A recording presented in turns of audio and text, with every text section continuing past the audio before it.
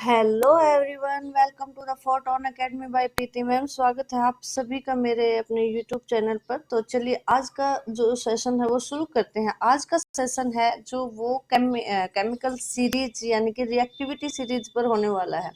Reactivity series एक इतना important question है जिससे कि सीटेट में नहीं, हर एक एग्जाम में क्वेश्चन आता है। सीटेट में तो डेफिनेटली एक की बजाय क्वेश्चन दो भी आ सकते हैं। तो चलिए शुरू करते हैं। रिएक्टिविटी सीरीज क्या है? रिएक्टिविटी सीरीज जो है मेटल्स की एक सीरीज है और उसके अंदर मेटल को हमने उसके रिएक्टिविटी के डिक्रीजिंग ऑर्डर में रखा गया है। उसको मेटल को उसके डिक्रीजिंग ऑर्डर में रखा गया है, जिसमें कि क्या कौन कौन सी मेटल शामिल है? पोटेशियम, सोडियम, कैल्शियम है, मैग्नीशियम है, aluminium, zinc, iron, lead, hydrogen, copper, AG silver, AU gold. जो ये मेटल दी गई हैं, यहाँ पे ये सारी मेटल मैंने नहीं इंक्लूड की है क्योंकि इससे प्रोसेस लंबा हो जाता है और जनरली जो हमारा क्वेश्चन बनता है वो इन्हीं मेटल की वजह से बनता है। ठीक है, तो जो पोटेशियम है और जो सोडियम है, कैल्शियम, मैग्नीशियम, ये जो ऊपर वाली तीन है ये बहुत ज्यादा रिएक्टिव मेटल हैं। और मैग्नीशियम, एल्यूमिनियम, जिंक और आयरन ये कैसी हैं? ये मॉडरेटली रिएक्टिव मेटल है, मतलब बीच बीच की सी रिएक्टिव मेटल है। और हाइड्रोजन के बाद जो भी मेटल आती है वो कैसी होती हैं? लेस रिएक्टिव मेटल होती हैं। कैसी होती हैं? लेस रिएक्टिव मेटल होती हैं। ठीक है, तो हमारे पास कल जो मैंने सेशन लिया था उसमें भी क्वेश्चन था और आगे भी जब मैं पढ़ाऊंगी जिसमें कि केमिस्ट्री के, फिजिक्स के और बायो के तीनों पोर्शन होंगे, तो उसमें केमिस्ट्री में आपको केमिकल सीरीज से या एक्टिविटी सीरीज से एक क्वेश्चन डेफिनेटली देखने को मिलेगा ही मिलेगा। क्वेश्चन किस फॉर्म में हो सकते हैं हमारे पास? देखिए कि इनमें से क्वेश्चन दिया गया था कि इनमें से कौन सी मेटल है जो वाटर के साथ वॉयलेंटली रिएक्ट करेगी? वॉयलेंटली रिएक्ट करती है सोडियम मेटल या पोटेशियम मेटल। वाटर के साथ वॉयलेंटली मतलब विस्फोटक रूप से मेटल के साथ पानी के साथ रिएक्शन करेगी। तो इसलिए हम सोडियम मेटल को है ना केरोसिन के अंदर डबो के रखते हैं। अगर बाहर से उसको एनवायरनमेंट से कोई मॉइस्चर मिल गया या एयर की कांटेक्ट में आ गई तो वो जो मेटल है सोडियम और पोटेशियम वो वॉयलेंटली रिएक्ट कर जाती है। ठीक है, जो ये बीच वाली मेटल हैं जो मॉडरेटली रिएक्टिव हैं उनका क्या सीन है? ये मेटल ठंडे पानी के साथ रिएक्ट नहीं करती बल्कि गर्म पानी के साथ रिएक्शन करेंगे, क्योंकि हमने रिएक्शन को थोड़ी सी हीट दे दिया, पानी को थोड़ा सा गर्म कर दिया। उससे क्या हो गया कि मतलब इन मेटल को एनर्जी मिल गई है और रिएक्शन करने के लिए। ठीक है, या फिर ये स्टीम के साथ रिएक्शन करेंगे। और जो नीचे वाली है, हाइड्रोजन से नीचे वाली जो मेटल दी गई है हमारे पास, कॉपर है, गोल्ड है, सिल्वर है, ये क्या करती हैं? ये वाटर के साथ रिएक्शन करती ही नहीं है। ये वाटर के साथ रिएक्शन करती ही नहीं है। तो क्वेश्चन ये पूछा जा सकता है कि निम्नलिखित में से या which of the following metal will react with cold water, with hot water and will not react with water? Question एक हो गया है। क्वेश्चन नंबर दो को क्या क्वेश्चन पूछ सकता है? जो ऊपर वाली मेटल दी गई है ना हमें, कौन कौन सी जो ऊपर की मेटल दी गई है, सोडियम है, पोटेशियम है, कैल्शियम है, वो मेटल क्या कर सकती हैं?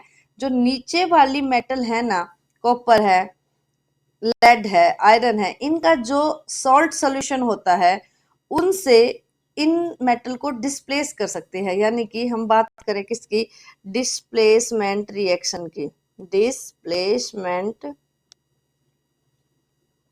रिएक्शन। ठीक है, जैसे कि मान लो कॉपर सल्फेट का सॉल्यूशन है, कॉपर सल्फेट का सॉल्यूशन है और हमने उसकी रिएक्शन करा दी किसके साथ? आयरन के साथ। तो क्या करेगी? आयरन है जो कॉपर से ज्यादा रिएक्टिव है। हमने रिएक्टिविटी सीरीज में देखा आयरन ऊपर एग्जिस्ट कर रहा है और कॉपर नीचे एग्जिस्ट कर रहा है। तो आयरन क्या करेगा? कॉपर सल्फेट के इस साल्ट सॉल्यूशन से कॉपर को तो हटा देगा और खुद कॉपर की जगह पे लग जाएगा। तो सॉल्यूशन क्या बन जाएगा हमारे पास? FeSO4, FeSO4 और कॉपर को बाहर निकाल देगा। क्या कर देगा? कॉपर को डिस्प्लेस कर देगा। तो रिएक्टिविटी सीरीज का एक इम्पोर्टेंट कॉन्सिक्वेंसेस हमें क्या मिला कि अगर हम ऊपर वाली मेटल हमें दी गई है और नीचे वाली मेटल का हमें सॉल्ट सॉल्यूशन दिया गया है, तो ऊपर वाली मेटल नीचे वाली मेटल के सॉल्ट सॉल्यूशन से उस मेटल को ही हटा देती है और उसकी जगह पे खुद अटैच हो जाती है। ये होती है डिस्प्लेसमेंट रिएक्शन। ठीक है, दो हो गए हैं। अब तीसरा क्या है कि जो ऊपर वाली मेटल है वो बहुत जल्दी अपने इलेक्ट्रॉन लूज कर देती है। इलेक्ट्रॉन लूज करने से क्या होता है, उन मेटल पे बहुत जल्दी चार्ज, पॉजिटिव चार्ज आ जाता है और वो बहुत ज्यादा इलेक्ट्रो पॉजिटिव होती है नेचर में। क्या होती है, बहुत ज्यादा इलेक्ट्रो पॉजिटिव होती है नेचर में। तो क्वेश्चन नंबर, ये दो तीन तरह के रिएक्टिविटी सीरीज से क्वेश्चन पूछ सकता है कि कौन सी रिएक्शन है जो हॉट वाटर के साथ रिएक्शन करेगी या कोल्ड वाटर के साथ रिएक्शन करेगी या वाटर के साथ रिएक्शन करेगी ही नहीं।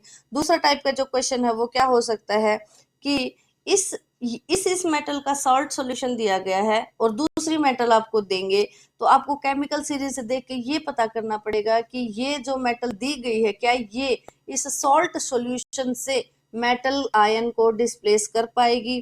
ठीक है, ऑप्शन ये तीसरे टाइप का जो क्वेश्चन बनता है वो क्या बनता है कि जो ऊपर वाली रिएक्शन है ना, जो मोर रिएक्टिव मेटल है, मोर रिएक्टिव मेटल, ये है ना, ये एसिड के साथ जब रिएक्शन करती हैं तो बहुत वॉयलेंटली रिएक्ट करती हैं। कैसे वॉयलेंटली रिएक्ट करती हैं। जो बीच वाली मॉडरेट मेटल हैं, जो केमिकल जो